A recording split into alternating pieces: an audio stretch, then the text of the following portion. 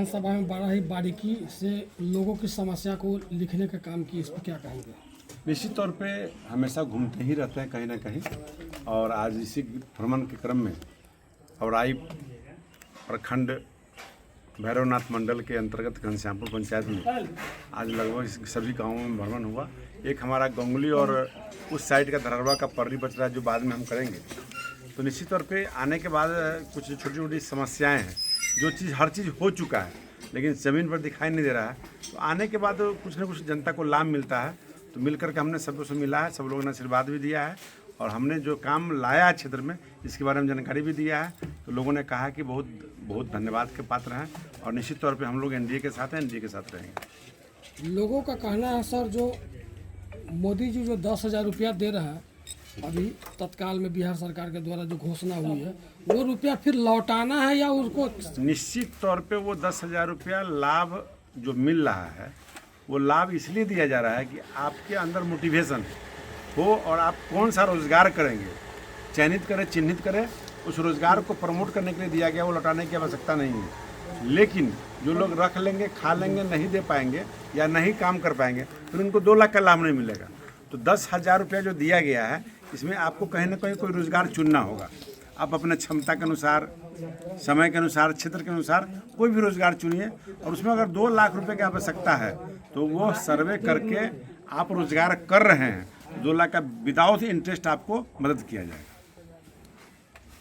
वर्तमान विधानसभा में आप घूम रहे हैं, जनता के लिए कुछ क्या संदेश है सर? नहीं, जनता को मैं यही संदेश देना चाहूँगा कि चुनाव का समय है।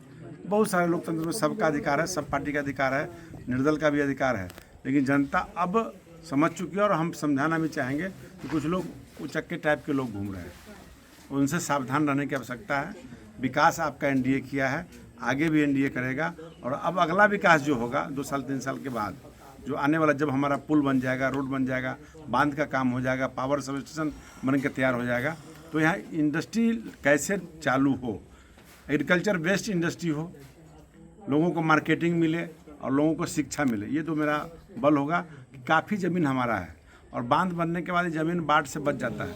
और एक मेरा प्रोजेक्ट और बचा हुआ है जिसको मैं पूरा कर लूँगा तो यहाँ पानी आने का संभावना समाप्त हो जाएगा। जैसे रूनी सैदपुर से मनुस्मारा नदी होकर लखनदेई होकर के जो मोहनपुर तक पानी, काला पानी जाता है, उस पानी को सिंचित करने के लिए हम व्यवस्था बना रहे हैं और उस पर हमने क्वेश्चन भी किया था, टीम भी गठित हो गया है।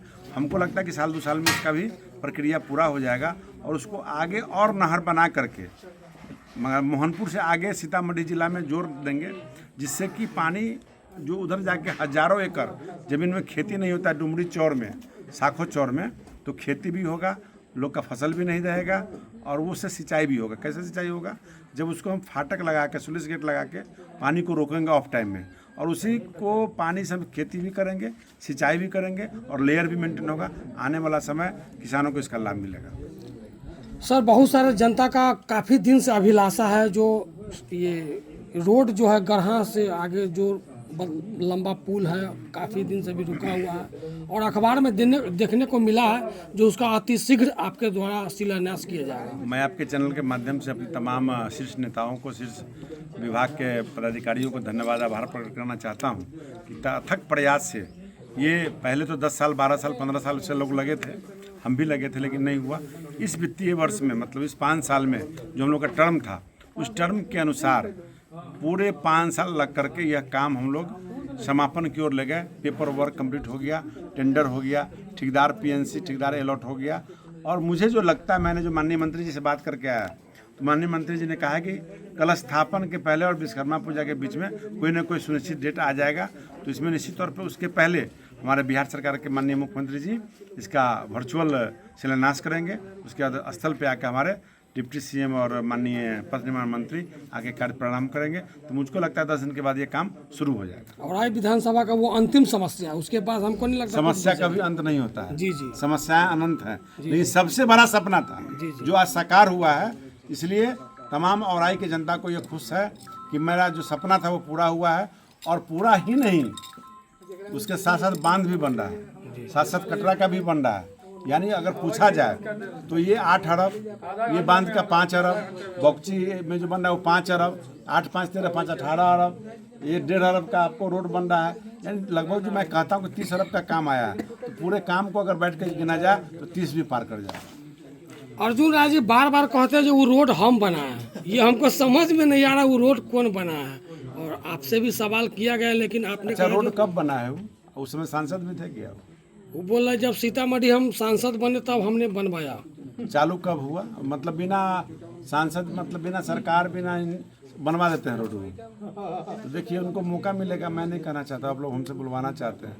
वो ऐसा एक पॉलिश्ड व्यक्ति है कि अगर भगवान उनको नज़र पड़ जाएगा और भगवान को भी ठग लेंगे।